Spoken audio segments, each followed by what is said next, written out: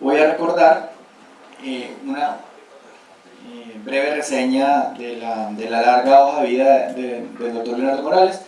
Actualmente es el Head de Marine y Arte para América Latina de la reaseguradora Helvetia. Es administrador de empresas con especialización en economía y comercio internacional. Empezó su carrera como auditor interno en Coopers & Lybrand, de donde pasó en 1997 a trabajar en Seguros Phoenix Colombia, que es la hoy RSA, Royal National Alliance. A partir de 1998 hizo parte y lideró el equipo de suscripción de Marine en RSA Colombia hasta el año 2011. Durante 3 años fue el presidente de la Cámara de Transportes de Fasecolda. Fasecolda es la AMIS de Colombia. Teníamos un comité especializado en temas de transportes allá y Leonardo fue presidente de varios años, desde donde introdujo las cláusulas del Instituto de Londres de Carga, precisamente, o sea, él tiene toda la autoridad para hablar del tema de hoy porque fue uno de los gestores de una versión en español que hicimos para el mercado colombiano, pero que es fácilmente utilizable para cualquier otro país, que básicamente es una adaptación de esas cláusulas del Instituto y que va mucho más allá de una mera traducción. No es simplemente decirle a un traductor oficial, oiga, esto que está en inglés póngalo en español, porque los conceptos jurídicos que hay detrás de cada término, como lo puede interpretar un juez en la jurisdicción anglosajona, que es diferente a nuestra tradición jurídica, que es de corte continental europea. Todos los países de América Latina tenemos esa tradición, que es diferente al common law inglés. Entonces, en la traducción tendríamos que ser muy cuidadosos de proyectar como un juez, digamos, latinoamericano iba a interpretar esa traducción. Por eso fue un trabajo dispendioso, nos demoramos incluso casi como 3 años haciendo la traducción de 8 hojas, porque se dio en el seno de unos debates muy interesantes. Y también es uno de los fundadores de Alsum, fue una de las personas que visualizó que era importante que América Latina contara con su propia asociación. Asociaciones como Alsum existen en el mundo hace muchísimos años, tal vez la más famosa es la YUMI, que tiene más de 140 años y que hace lo mismo que hacemos en Alsum para el mercado latinoamericano, pero a nivel, digamos, internacional. Entonces, sin más largas, le doy por favor la bienvenida a Leonardo Morales y le doy la palabra. Muchas gracias. Gracias, Bernardo. Buenos días.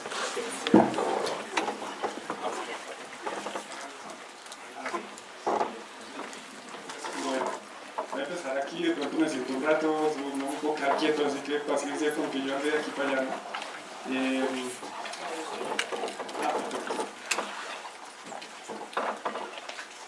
Tengo 45 minutos, así que los slides están pensados para quizá una historia un poquito más larga, de tal forma que voy a pasar quizá un poco rápido por algunos de ellos. Pues no les voy a contar la historia del seguro y de Lloyds, porque si no aquí nos quedamos, y además veo muchas caras conocidas que llevan muchos años en esto, así que creo que no voy a empezar desde tan el principio. Solamente el Instituto de Suscriptores de Londres, que son las cláusulas del instituto, pues eso empezó con una serie de suscriptores senior del mercado de Marine en Londres, que se reunían informalmente en un par de cafés, y eso tomó forma oficial ya desde 1850. Así que esto luego evolucionó. Hoy día tenemos el International Underwriting Association of London, que fue la unión del instituto, que era básicamente Marine, con el IRMA, que eran otras líneas de negocio. ¿Vale? Un poquito la historia de la evolución de las cláusulas. Estamos hablando por allá de los siglo XVII, cuando empezó la forma S, así se le conocía en el mercado para asegurar cascos. Empezó luego de la mano, pasó también otra cláusula llamada la forma G, que era para asegurar carga, y en algún momento se usó la forma SG, donde se aseguraba al mismo tiempo el casco y la carga. ¿Vale? Salto rápido, en mitad del siglo XX, después y es lo que está pasando ahora con las cláusulas 2009 versus el 82, como mucho temor a si cambiamos, porque es que de pronto abre mucho la cobertura. Entonces fue todo un desafío cambiar las SG por la nueva versión, imagínense los ciclos que pasaron, para que en el 1982, saliera la versión que hoy conocemos como cláusulas del Instituto de Londres. Luego, del 82 hasta el 2009, pues está la historia que les contaba. Bueno, vale la pena aclarar, vale la pena revisar, y el Joint Committee de carga, que es la unión entre el IUA más el mercado de Lloyds, empezaron a hacer una revisión. Eso ya estamos hablando desde el 2006, y se hizo durante esos 3 años, entre el 2006 y el 2009, una revisión exhaustiva. Salió primero un cuestionario al mercado local, luego se hizo un documento borrador que ya se compartió con otros mercados, y finalmente, historia larga corta, pues el 1 de enero del 2009 salió la última versión de cláusulas del Instituto de Londres para carga, ¿vale? Entonces, pues vamos a hablar del tema cláusulas del Instituto para carga 2009, la comparación entre el 82 y 2009, ¿vale?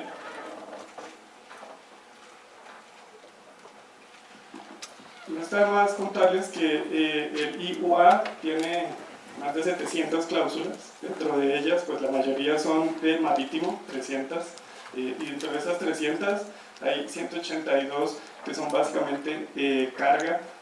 Así que pues aquí no podemos ver todas las cláusulas, vamos a demorar toda la vida y no podemos trabajar. El que quiera como que trabaje y se por eso. Así que nos vamos a centrar básicamente en la comparación de la cláusula A del instituto. Muy alto nivel, hubo cambios de forma, de fondo, pero muy rápido y se repiten todas las cláusulas. El lenguaje cambió, digamos, los términos bienes y carga se reemplazaron por bienes asegurados, todo un poco buscando darle más claridad a la cláusula. El término suscriptor se reemplaza por asegurador, realmente tiene mucho más sentido. Un término muy simpático que tenían los sirvientes, todavía hablaba de los sirvientes en las cláusulas, así que se cambió obviamente por los empleados o dependientes. Y de forma también cambió, ya no están esos titulitos raros que estaban a la derecha, que luego cuando tratábamos de convertir a Word, ese clausulado era imposible porque es una cosa rara, así que ya quedó como un texto Word mucho más fácil de manejar. Y ya vamos a ver en los siguientes slides cómo cambia. Pues empecemos. Tengo que confesarles que cuando monté la presentación dije, uy, qué ladrillo, yo no sé cómo se dirá en mexicano, pero pues es aburridor porque los slides son solo letras y letras, así que pues afortunadamente estamos, gente que nos interesa esto, aunque si se duerme alguien lo entiendo porque la verdad no, pues no le puse ningún muñequito, ninguna foto como para hacerlo alegre, pero pues nada, paciencia. No es lo más bonito, yo creo que si se las da a María Fernanda me las pone más bonitas, pero bueno, paciencia. Empecemos con las coberturas. Recuerden que la estructura de las cláusulas del instituto empieza coberturas, exclusiones y unas cláusulas complementarias. Coberturas del 1 al 3, los numerales 1 al 3, las exclusiones empiezan del 4 al, ya no me acuerdo, 5, 6, más o menos, para que simplemente lleven el orden de cómo vamos avanzando en la revisión.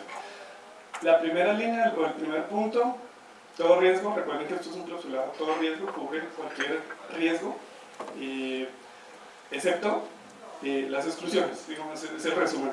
Cambia un poquito la redacción, aquí dicen se cubre todo riesgo excepto como está provisto, versión 82, y versión 2009, excepto como se excluye. Es un poco mucho más clara la redacción que hace referencia a todo riesgo excepto lo que está excluido.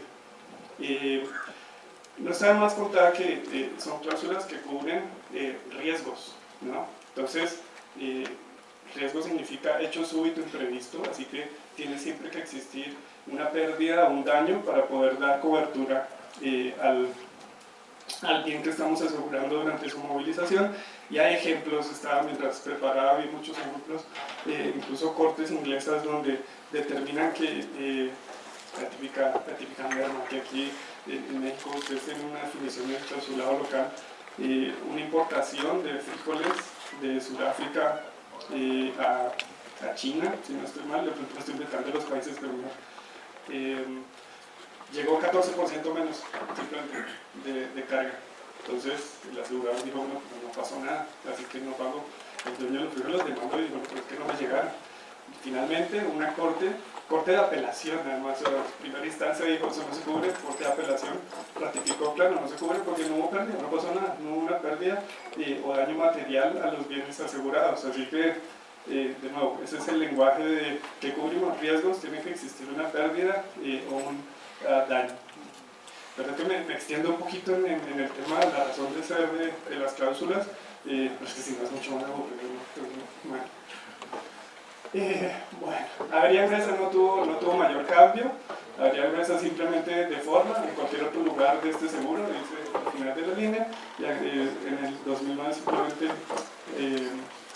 dijeron abajo indicar la forma, no nos detengamos en la Avería Empresa. En el tercer punto, que es ambas culpables de colisión, sí hubo un poquito de cambio en la redacción. Este seguro indemniza al asegurado por la responsabilidad que ocurra bajo la cláusula ambos naves culpables de colisión. Cambia un poquito de nuevo la redacción, tanto en la primera línea como en las palabras armadores, pasa a transportadores, suscriptores, pasa a aseguradora, como veíamos al inicio.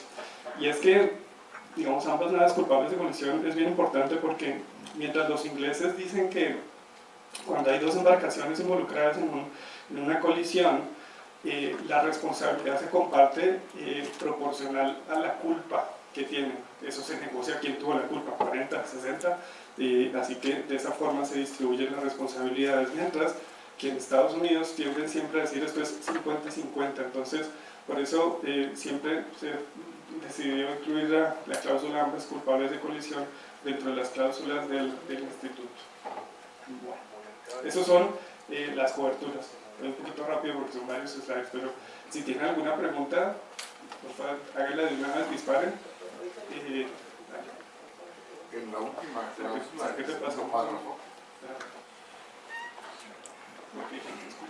A ver, mejor levanto.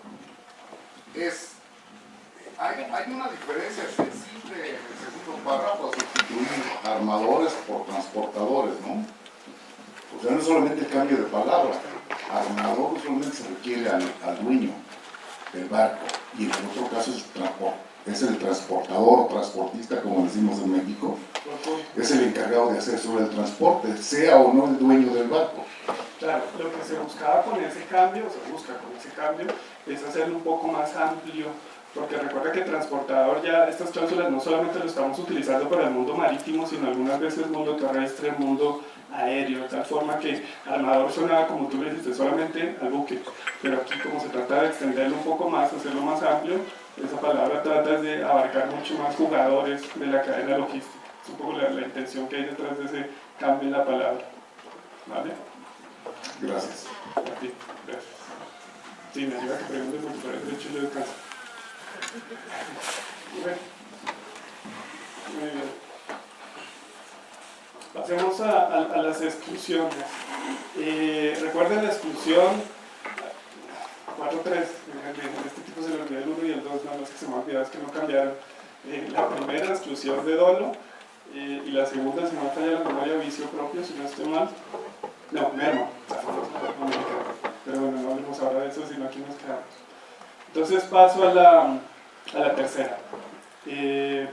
Hay un cambio también de expresiones, desaparece la palabra plataforma, lift band, esa la eliminan, simplemente la eliminan, no se reemplaza por ninguna otra. Y como les contaba al inicio, la palabra sirvientes cambia por empleados. Entonces, se excluye pérdida de gasto causada por el embalaje insuficiente, por el indebido acondicionamiento de los bienes asegurados para resistir los incidentes ordinarios del tránsito asegurado. Vemos que eso es una definición bien importante porque leía también un ejemplo de una turbina que embarcaron en Inglaterra, paraba en Rotterdam e iba para el otro lado del mundo, iba hacia Oriente. Pues la embarcaron en un barquito pequeñito y tuvo que soportar unos vientos a nivel 8 de tal forma que cuando llegó al otro lado del mundo, pues estaban a 1 millón de libras, costaba reparar. De nuevo, va a Cortes. ¿Qué dicen las Cortes? Pues dijeron, pues resulta que quien la preparó no la preparó para los incidentes ordinarios del tránsito asegurado, porque se sabía que en esa época del año era normal que iba a encontrar vientos de ese estilo, así que pues, claro, se clasificó, digamos, entre esta explosión. Eso simplemente a manera de ejemplo. Sin embargo, esta nueva versión 2009 aclara que se considera embalaje incluye la estiva dentro del contenedor y que empleado no incluye contratistas independientes. Digamos, son más aclaraciones que le hace a simplemente un párrafo que teníamos antes. ¿Vale? ¿Está bien? Dale. En el original, en el 82, igual también en 2009, la palabra que se utiliza en inglés es package, ¿no? Sí. Package. No es limitar la traducción a solamente la parte de embalaje y no poner el empaque, que es el proceso y el hecho completo, ¿sí? De proteger y de separar. Mira, puede ser uno de los desafíos, y más o menos Leonardo lo contaba al inicio, cuando yo empecé, tomé la decisión de cambiar las cláusulas colombianas como las cláusulas mexicanas. Dije, no, todo el mundo internacional se mueve con las cláusulas del instituto, yo aquí estoy trabajando en Colombia con un clausulado local, wording local, vamos a cambiar a wording del instituto. Entonces dije, bueno, aquí debe ser fácil porque pues ya existe la versión en español de Argentina, de Chile, de Uruguay, de todas partes había que eso solo agarra, copiar, pegar. Pues cuando empecé a ver, todos los españoles, lenguaje español, eran diferentes. ¡Qué desafío! Porque entonces tuve que empezar de cero, traducirla y empezar a hacer la adaptación al lenguaje de cada país. Pues cada país me aportaba algo, pero no era exactamente lo que yo estaba viviendo en Colombia. Así que, digamos que en cuanto al lenguaje, a ese nivel de ver en qué país significa esto o qué país significa lo otro, pues nada, digamos, mi conclusión es, y yo que viajo por Latinoamérica, como muchos de los que estamos aquí, pues existe un español argentino, un español chileno, un español mexicano y escribimos como hablamos. Entonces, pues, tienes razón, pero de nuevo, la intención desde el punto de vista británico era abarcar mucho más definición. Entonces quizá puede que también se quede alguna de esas como que antes nos sonaba, nos gustaba más precisa, cambia un poquito, pero...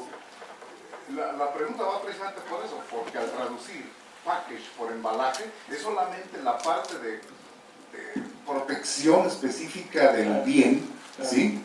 Y el empaque es la preparación, todo lo que se hace para que vaya completo. Y en ese sentido creo que la traducción de embalaje tanto del 82 como del 2009 se queda chica, debería ser el empaque, ¿no? El empaque incluye el embalaje, pero bueno. No, está bien, digamos que...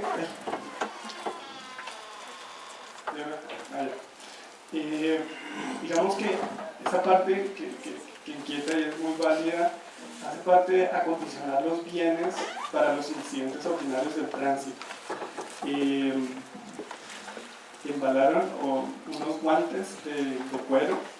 ¿Qué sería el papel o la bolsa nada más? Mira, unos guantes de cuero los exportaron, digamos, a Argentina, Europa, y cuando llegaron a Europa estaban húmedos, manchados, entonces reclamaron. Y de nuevo me salto toda la historia, voy al juez de apelación que dijo simplemente no los embalaron bien. Así que digamos que llega hasta ese nivel, tenían que haberle puesto protecciones contra humedad, que es lo que estamos pensando en el package de los bienes. Sí. Y esto solamente, el segundo párrafo confirma lo que de alguna manera estoy comentando. Es para fines de esas cláusulas se considera que embalaje incluye el estiva, eso es empaque. Claro. Empaque, no embalaje, embalaje es la protección primaria, la separación por piezas. Piezas de lo mínimo hasta lo más grande. Así es. Sí, y el empaque sería la caja de cartón o la caja en que venía todo, ¿no? Una cosa importante siempre que ese empaque lo hagan nuestros asegurados, sus empleados, ¿no? Ya luego cuando lo hace cualquiera que esté fuera de ese entorno, pues obviamente no aplica la exclusión. Eso es bien, bien importante y lo aclara muy bien esta exclusión. Hay otro para dale. Sí, ¿qué tal? Buenos días. Me llamo Néstor Ramos. Javier, estoy de acuerdo, comparto tu precisión. Sin embargo, en México afortunadamente está superada por una norma mexicana, no una norma. Me he dado la tarea de aclarar esto y a la gente con la que hemos compartido los cursos de ajustadores en el INESFAC. Y resulta que en esta norma mexicana se define con toda claridad lo que es embalaje y envase. Y hacen la observación que después de la revisión del concepto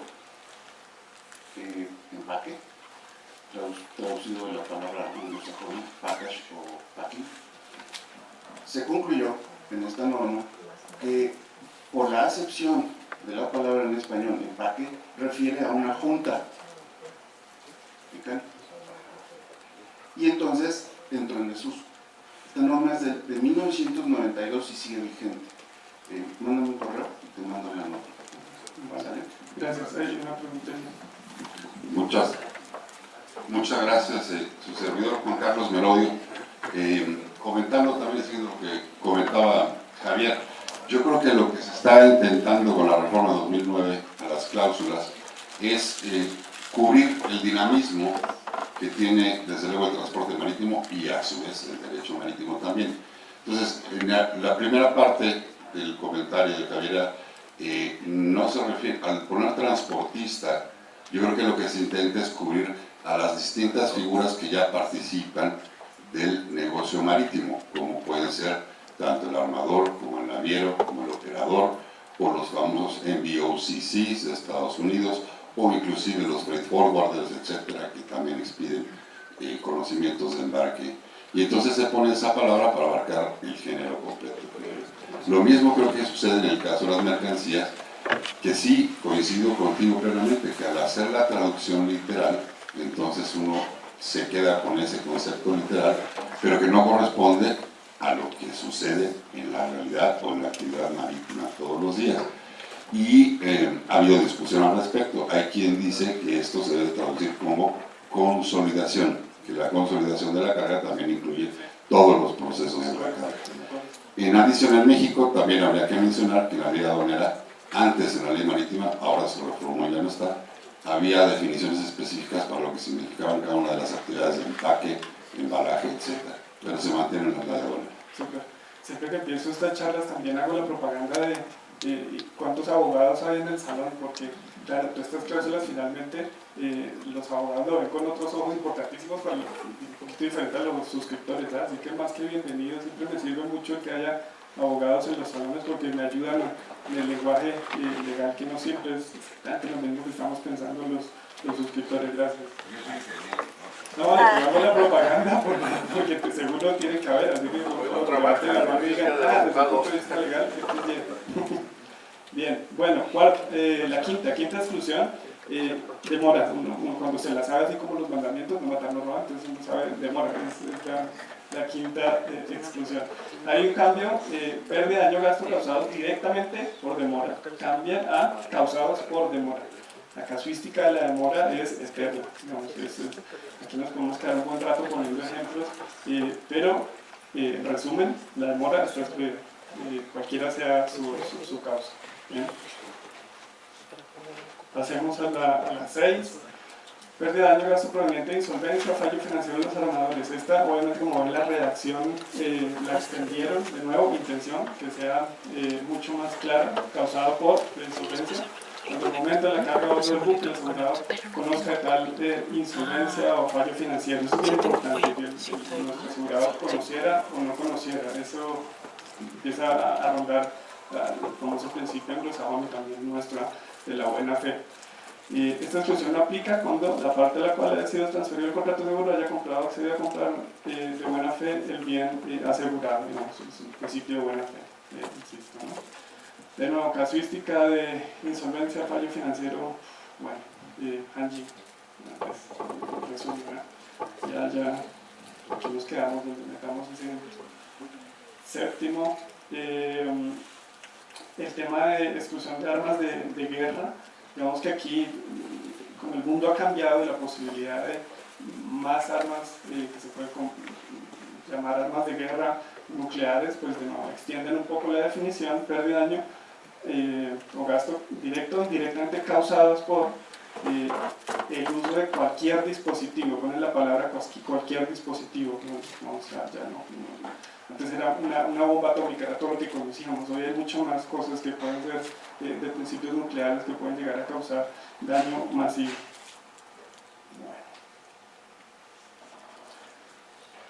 Pasamos a la exclusión número 5, que es larga, pero la verdad, como ven, los cambios, tampoco es que sean muchos, los de forma que ya vimos, el lift ban, el sirvientes, suscriptores, y me paso al 2009, donde se excluye la navegabilidad, es el primer punto de las normas marítimas. Si alguien pone a disposición del comercio internacional un buque, este debe estar apto para navegar, por eso es una exclusión, debe estar navegable. Sin embargo, aclara luego aquí al final que la falta de actitud del contenedor o medio para el transporte seguro de los bienes asegurados cuando el proceso de carga se ha realizado con anterioridad a la vigencia del presente contrato seguro, cuando este proceso haya sido realizado por el asegurado o sus empleados y estos tengan conocimiento de tal falta de actitud en el momento del cargo. La exclusión no aplica cuando la parte a la cual ha sido transferido este contrato seguro haya comprado, accedido a comprar de buena fe. El famoso tema de navegabilidad. Creo que no hubo muchísimos cambios, aclaraciones, le da un poco de beneficio al asegurado cuando adquiere buena fe el seguro y hace un negocio y bueno, va un seguro en marcha, así que bueno, este no tiene, a pesar de ser tan larga, no tiene muchísimos cambios, así que me salto. El 6, ¿alguien se acuerda cuál era la exclusión 6?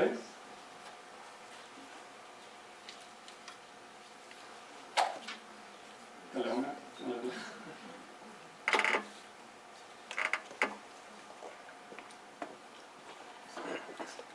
¿No? ¿Cuál era la exclusión 6? ¿Se acuerdan? Ay, muchachos. Guerra. La exclusión de guerra, eso no cambia. Recuerden que las cláusulas del instituto, la cláusula A, B o C, dentro del cuerpo excluye guerra, excluye huelga, pero luego las incluye con otras cláusulas que simplemente le dan la vuelta a la redacción. Así que la exclusión de guerra no cambió mayormente. Mientras que en la de huelga incluyen la definición de terrorismo, que no estaba antes, estaba solamente pérdida de daño causado por cualquier terrorista o cualquier persona que actúe por motivos políticos. Ahora extendieron, para ser mucho más precisos, la definición que aquí ya estamos viendo. Causados por cualquier acto terrorista, siendo este un acto cometido por cualquier persona, grupo propio, conexión con cualquier organización que realice actividades dirigidas al derrotamiento, intento de derrotamiento, expresión indebida, por la fuerza o forma violenta de cualquier gobierno independiente, si esté constituido legalmente o no. Y luego al final dice causado por cualquier persona que actúe por motivos políticos y no por religiosos. Bueno, pero esa es básicamente la definición. Está de nuevo dentro de las exclusiones, pero en la cláusula que le incluye, pues no, está esta definición de terrorismo. La cláusula de duración del tránsito. Esta es bien interesante, esta cláusula de duración del tránsito. De hecho, en un seminario al que me invitaron, hablé como una hora y media con solo esta cláusula. Pero ahora tengo por ahí 5 minutos para hablar de ella, así que vamos a ir por parte. Entonces, la cláusula del 82 decía que la cobertura empieza desde el momento en que las mercancías dejan el almacén. O sea, no sé dónde lo dejarán, pero cuando dejan el almacén, ¿no? Lo dejó la novia, quién sabe dónde lo dejó, pero es como en el aire la palabra. Así que aquí es mucho más preciso. Empieza desde el momento en que el bien asegurado se ha movido por primera vez en la bodega. Entonces entra el montacargas y con las uñas baja la carga que está en los estantes. En ese momento puede empezar esta cobertura. ¿Sí? Pero claro, siempre que va hacia con el propósito del inmediato cargue sobre el medio transportador. Paréntesis, aparecen las palabras cargue y descargue.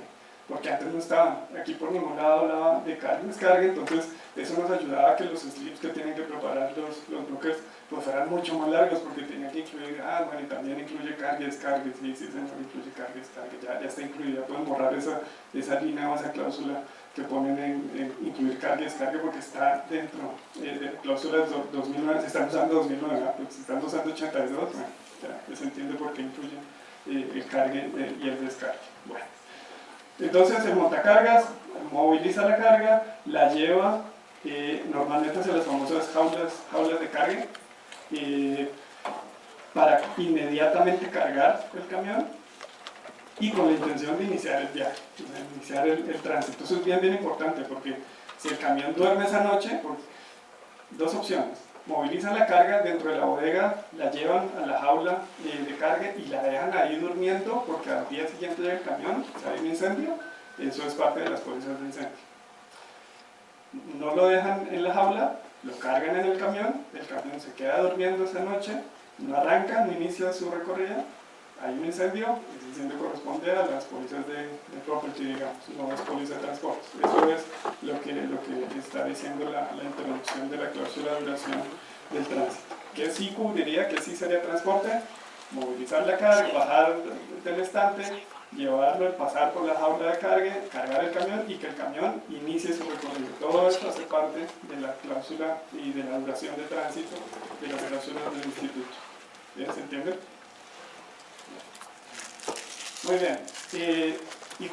Obviamente continúa durante el curso ordinario del tránsito, la palabrita ya viene desde el 82, la palabra curso ordinario del tránsito, pero luego nos aclara qué es curso ordinario, ¿no? Porque dice, y termina cuando suceda cualquiera de las cuatro cosas que vamos a describir. La cláusula del 82 decía, a la entrega en el almacén o lugar de almacenaje. Vamos, a la entrega del almacén, ¿no? Entonces sabía dónde lo entregaban, si el camión entregaba y ahí, o si el camión bajaba la carga, o si la movilizaba, o los típicos casos de que entre el camión y mi bodega hay 100 metros, entonces esos 100 metros, ¿cómo los cubre? Bueno, eso queda medio en el aire. Entonces la cláusula del 2009 deja mucho más claro esto y dice, al completarse el proceso de descargue, o sea, incluye la palabra descargue del medio de transporte utilizado dentro de la bodega o almacén final. Entonces ahí sí se quita de encima esa duda de dónde lo entregaba, si sobre el camión, si abajo el camión, si al costadito, más allá o más acá, no, dentro de la bodega y con el descargue. Ahí digamos que es mucho más claro. Así que bueno, fácil, empieza en la bodega inicial y termina cuando llega a su destino final. Eso es lo normal, sería lo usual. Bien. La segunda opción habla de al completarse el proceso de descargue en cualquier otra bodega o almacén antes del destino, que el asegurado o sus empleados, incluye la palabra o sus empleados, elijan utilizar ya sea para almacenamiento, que no sea el curso ordinario, para asignación y distribución. Suele pasar que el asegurado busca una bodega como punto de distribución nacional. Inmediatamente la carga llega a esa bodega de distribución nacional, sea en el puerto, sea en la mitad entre el puerto y la ciudad. Lo importante es que esa bodega sea decisión del asegurado y nos aclara, normalmente es para distribución, ahí termina la póliza de transporte de carga. ¿Vale? Eso es lo que nos dice este segundo punto. ¿Ya? ¿Entiende? ¿Sí? ¿No?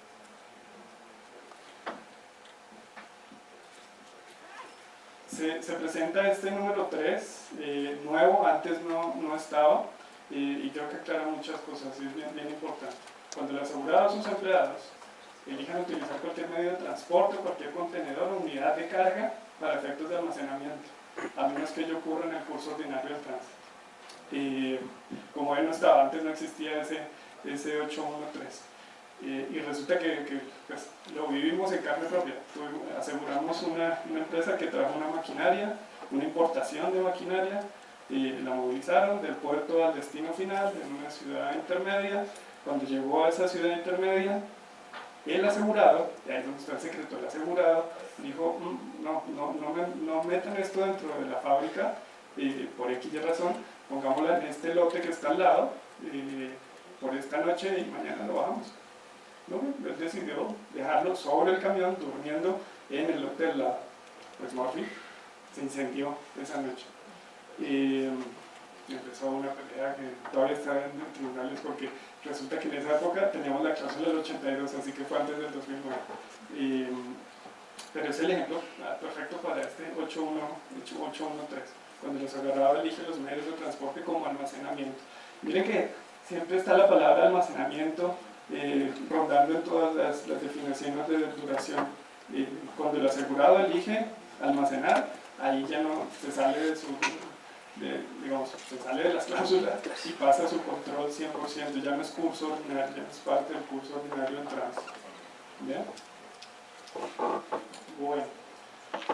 Luego, al vencimiento de 60 días, eso no cambió, descargue los bienes, no aparece la palabra descargue, importantísimo, y los bienes asegurados, no las mercancías, así que no cambia, esta 60 días no cambia mayormente. Este 8.2, si los bienes asegurados tuvieran que ser enviados, de nuevo, redacción, este seguro, no obstante, está sujeto a la terminación principal de las cláusulas de arriba, terminará en el momento en que el bien asegurado se ha movido por primera vez con el propósito de comenzar el tránsito. Esta redacción es simplemente para que esto cambia y aclara la intención inicial. Bien. Y la 8.3, todavía duración del tránsito, este seguro permanece en vigor, sujeto a la terminación como se establece anteriormente, y a las estipulaciones de la nueva durante la demora fuera del control del asegurado. De nuevo, la famosa palabra demora peligrosa, la demora está excluida. Así que cambia la redacción, este seguro permanecerá vigente, sujeto a las cláusulas y aclara cuáles son las cláusulas. No lo deja así como lean arriba, desde el 1 hasta el 8 a ver cuál será. Durante la demora que provenga el hecho externo imputable al asegurado. Luego, de nuevo, tratan de aclarar cuál es la intención. ¿Bien? Bueno, la famosa duración.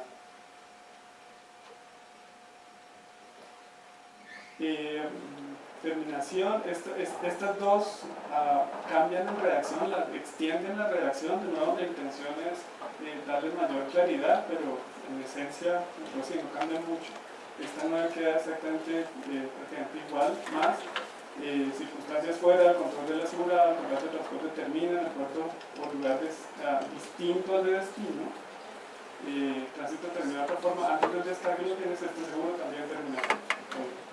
Si estoy asegurando una importación de Europa a México y por alguna razón sucede Europa Caribe, pues en el Caribe termina, digamos, ya seguro, especialmente las one-off, las cosas específicas, no van a operar de nuevo, tienen que comprar otro. Bueno, la cláusula 10, si después de iniciar la cobertura de este seguro, el destino cambia, podrá ser asegurado con una prima o condiciones acordadas. De nuevo, simplemente aclaran, la intención es la misma, la redacción cambia. No me detengo porque es larga y aburridora, pero lo que buscan es darle mucho más claridad a las acciones que hay que tomar en los casos en que cambia el destino. ¿Bien? ¿Se entiende? Muy rápido.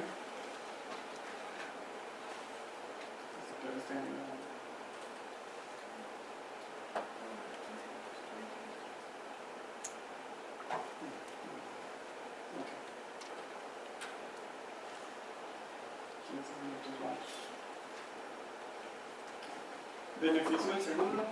Este seguro no surtirá efecto en beneficio del transportista u otro depositario. Esto es bien importante porque a veces se encuentran en países en que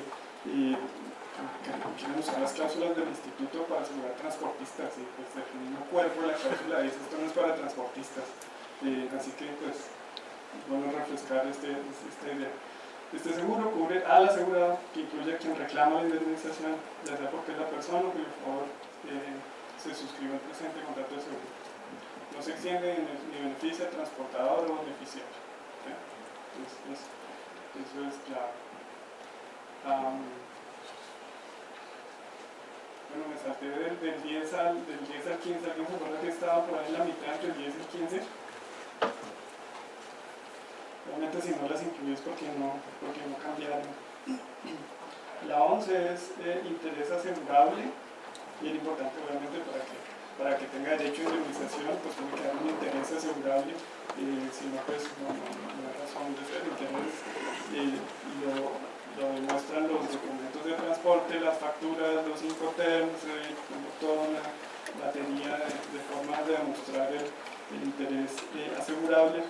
El 12 es gastos de reenvío. Si por alguna razón tiene que la carga llegar a otro lugar, pues vamos a indemnizar los gastos para reenviarla a su destino correcto. 13, pérdida total constructiva, no cambia tampoco. Cambian las cosas de forma que vimos al inicio, la palabra sirvientes por empleados y demás, pero no cambia la redacción mayormente. La 14, incremento de valor, tampoco cambió. Ese incremento de valor es simpática porque cuando empecé a ver todas las versiones de incremento de valor, no entendí ninguna. Entonces me fui a la versión en inglés y tampoco, porque está en inglés. No, mentira, no por eso, sino es difícil la redacción es bien compleja. Entonces, básicamente en esencia incremento de valores ya casi no sucede, pero antes se hacía mucho. Embarcaban en China un buque con partes de motocicletas y lleno de chinitos, y cruzaban el mundo y al otro lado llegaban pues, las motocicletas ensambladas con más chinitos. Claro, el valor es diferente, ¿no? Una cosa son las partes y otra ya la motocicleta. Eso es un poco la intención de incremento de valor. ¿No tenía que ver también con los commodities? ¿Es una variación importante? No tiene que ver con los commodities, por ejemplo, no sé, estás transportando minerales o petróleo o algo así, que puede tener una variación fuerte en un mes o en 3 semanas. Eso es un tema de suscripción que eso siempre será un desafío. Porque eso es un incremento de valor. O sea, yo puedo tener un commodity que vale 100 pesos y en el camino, o sea, hay un tema importante, no sé, guerra en el Golfo Pérsico y sube el 20%. En ese momento tenemos que subir. Cuando llegó costó 100 y ahí. Sí, eso es un desafío, es un tema de suscripción, ¿no? Depende de los clientes, depende del conocimiento del asegurado, de la cuenta. Algunas veces los suscriptores aceptamos o no, pero eso ya es particular. Situaciones como esta, especialmente los commodities. Los commodities sí que son un desafío, ¿no? Pero sí, eso es muy importante. Bueno, muy bien. El punto 15. Wow, ya lo vimos, perdón. No, está bien. Por andar contando chistes. Bueno. Esa es básicamente la cláusula A del instituto, que tiene otras tantas más. Digamos, después de la 15 viene los deberes del asegurado para minimizar las pérdidas, no cambió. Básicamente la redacción es exactamente igual. 17, cláusula de renuncia, no cambió. 18 y 19, ley práctica. Digamos, ahí están los 19 puntos de la cláusula A de carga del instituto, y esto les mostré antes, pues es el resumen de qué es lo que básicamente cambió de la una a la otra. Curiosamente, desde el 2009 hasta ahora todavía hay dudas, todavía hay temores, todavía hay suscriptores que dicen: no, yo no me le mido la cláusula 2009, prefiero seguir con la del 82. Digamos, el resumen aclara muchas cosas, sí, también da un poco más de cobertura, que eso nosotros los suscriptores solamente nos pone el sistema nervioso, pero digamos que es con buena intención, y más hoy día en el que pues, las legislaciones locales, mundiales diría yo, tienden a proteger más al asegurado que al asegurador. Entonces digamos que en ese sentido son un poquito más generosas, pero en la medida en que dé mucho más claridad a asuntos como los que vimos, duración y demás, yo creo que están bien, ¿no? Yo creo que nos viene bien. Y es el mismo proceso que, leyendo la historia, vivió el mundo del seguro cuando cambió las S, las G, las SG por la 92, 82. Creo que es normal, toma un tiempo el adaptarse y asumir estas nuevas cláusulas del 2009.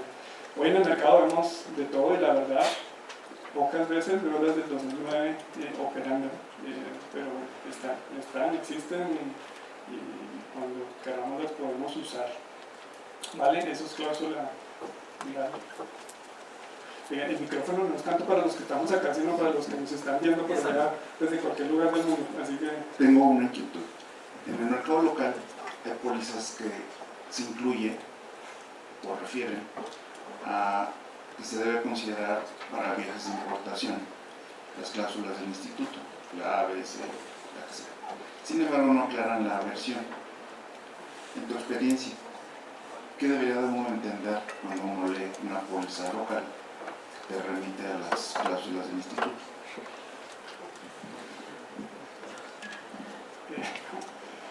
yo siempre que veo eso, le pongo un número, porque es que no quiero dejarlo a la interpretación de la gente. Un poco por la fuerza de la costumbre, te diría que tienden a ser del 82, pero más por costumbre y uso del mercado local. Pero puede llegar a un mercado en el que la costumbre y uso es del 2009. Diría para México, y me corrigen Germán y Mafe, me parece que es 82 cuando no lo dicen, ¿cierto? Sigue siendo más versión del 82 que las del 2009. Vale. Pero ojo, no lo dejen en el aire.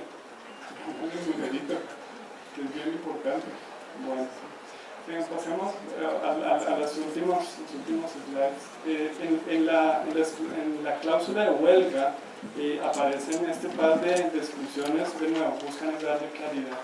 Se excluye la pérdida de daño o gasto que se origine en la ausencia total, parcial, restricción de mano de obra de cualquier naturaleza, proveniente de huelga, cierre patronal, disturbio laboral, no relacionada con conmoción civil, y paso rápido en la otra, cualquier reclamación basada en la pérdida o frustración del viaje o la expedición. Digamos que el ejemplo de acá es, viene frutas de Chile, van hacia México y llegan a un puerto mexicano que está en huelga, entonces pues no hay quien descargue, no hay quien atiende el buque, pues si el buque se queda ahí atracado esperando a que algún día se levante la huelga, pues se va a quedar sin combustible, se van a apagar los contenedores, se daña la fruta. Un poquito no puede decir, la fruta se dañó por huelga, aunque siempre va a haber, mucho más en México, una cantidad de puertos más que lo van a recibir. Un poco esa es la diligencia de vida del asegurado. Ese es un poco el ejemplo que podemos sacar de estas exclusiones. ¿Es una pregunta? Buenos días, mi nombre es Javier Gutiérrez. Uno de los ejemplos más básicos para este fue los que se presentó en Qatar con la parálisis de intercambios internacionales de los comercios. Es un ejemplo de unos buques que llegan, tienen textiles y tienen un tiempo limitado de entrega. Y entre ellos está el envase y el embalaje implicados, porque tienen una durabilidad de término de tiempo. Están destacados 20 días, en este caso se vence el empaque y surge la afectación de esos textiles. Es uno de los, en este caso, aunque entra como adherido dentro de decisiones políticas, pero también hay una instrucción dentro del puerto que no se va a recibir nada por término de contratos de comercio exterior. Sí, siempre hay algo más que hacer, digamos, es un poco el resumen. Bueno, la cláusula de clasificación. La cláusula de clasificación sí que cambió. No sé si ustedes se acuerdan, aquí es un poquito más nueva la vieja, o sea, 97, es la versión que tenemos de cláusula de clasificación. Entonces asegura carga que esté clasificada por las siguientes entidades y ponía una lista, 2, 4, 6, 8, 10, y con unos monachitos al frente que le digo monachitos es porque, claro, ya después cuando uno se mete en este mundo aprende después de unos años, ¿sabe? ¿Qué significan esos palitos, bolas y demás que uno no sabe decir? Es como las groserías de los dibujos animados, ¿no? Pero bueno, la nueva cláusula me pasa mucho más práctica, dice, ok, vamos a asegurar carga que esté movilizada por buques que hagan parte de la Asociación Internacional de Asociaciones de Clasificación, mucho más fácil, mucho más claro y sobre todo mucho más dinámico, porque es que resulta que esta lista puede cambiar, pueden entrar, pueden salir registros, normalmente son los países que dominan el mundo marítimo, pero si ven, aquí hay 10 y resulta que hoy día son 12. hay veces sale uno, hay veces entra otro, pero hoy día estamos hablando de todas estas casas de clasificación que son dinámicas, y lo que hay que hacer es entrar al sitio web de la IASC, y ver cuáles son, y si el buque hace parte de alguna de ellas. Yo normalmente hago un ejercicio aquí, me divierto con las banderas, pero pues, no hay tiempo porque algunas veces no nos sabemos todas las banderas de dentro de la primera. Así que, bueno, esos son los registros. Ay, perdón, ¿quién está? ¿Está bien? ¿Alguna bandera que no sepan? ¿Cuál es? ¡Ay! Muy bien. Me pasó tan pronto. Yo creo que a final del 2001. Esta cláusula de clasificación salió en enero del 2001. ¿Hasta abajo cuál es? ¿Cuál? Rusia. Muy bien. Efectivamente tuve un transporte, que aseguraba un transporte en un buque que estaba clasificado por los polacos. Y por el registro polaco, pues resulta que en esa época, a finales del 2001, el registro polaco no hacía parte de esta lista, así que no estaba dentro del scope de lo que podríamos llegar a asegurar, así que pues cuidado. Es más, el registro polaco ni siquiera aparecía aquí en la versión anterior, pero a veces entra, a veces sale, ese es como más inestable, digamos, así que bueno, muy bien. No tengo, va a hacer alguna aclaración. Banderas nacional, pues básicamente las embarcaciones que atienden los buques en los puertos pues no están sujetas a esta clasificación. Importante, las que hacen cabotaje, tampoco cabotaje, movilización en los puertos nacionales. Y en cuanto a las famosas edades, voy muy rápido y gran resumen, ¿eh? Digamos que la versión 97 llegaba a 25 años, la versión 2001 llega a 30 años, llega a 30 años. Si se me queda leyendo todas, se me duerme más de lo que veo por ahí, así que no lo voy a hacer. Pero bueno, eso es un gran cambio en la cláusula de clasificación, cambia de forma importante. ¿Bien? Pues miren, eso es lo que quería contarles. Cláusula, vimos la cláusula A, la cláusula B, la cláusula C, tienen las modificaciones que ya vimos de la cláusula A, así que pues bueno, vale la pena recordárselas. Y vimos lo que es normalmente el cuerpo de una póliza, que es la cláusula A, más guerra, huelga, clasificación. Así que si hay alguna otra pregunta, bienvenida. Si no, bueno, después nos la pueden enviar. ¿Está bien? Ok, muchas gracias. ¿Alguna pregunta? No, más claro, no creo. Mire, cuando empecé a ver este tema de las cláusulas del instituto, la primera vez que las vi no entendí nada. La segunda empecé a entender un poquito, ya como que la tercera de repetir la historia ya empiezo a entenderle la lógica, que además porque estudian a los ingleses, no vienen nosotros. Así que si alguna vez tienen la oportunidad de repetirse una charla de estas, de pronto no tan aburrida como la mía, sino más entretenida, háganlo, no lo duden, porque vale la pena. De verdad que en la medida que uno vuelve al tema, aclara muchas cosas. Si alguien por primera vez está viendo esto, debe ser lo que Dios mío, pero está bien aburrido. Hola, José Enrique Gómez. En tu experiencia has tenido problemas pues en caso de controversia, ¿has tenido problemas con la traducción? Es decir, en caso de controversia, ¿qué aplica? ¿La traducción del inglés o la del español? No me ha pasado, te confieso. No me ha pasado. Y sabes, además, pensando aquí muy rápido, porque en muchos de nuestros países no hay jueces especializados en seguros. Entonces digamos que lo que se ven ahí es lo que aplica.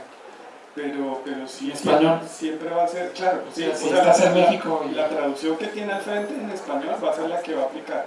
Pero es un tema bien interesante, no sé si llamarlo as bajo la manga, porque no sé si va a ser en pro o en contra, lo puede uno llegar a utilizar, y bueno, tenemos esto porque la intención original de esta cláusula era en inglés XY. Nos puede volver, pues en ambas vías.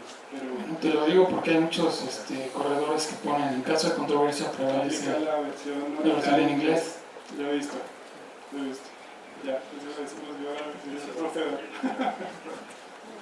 Un buen punto. ¿Alguna otra pregunta?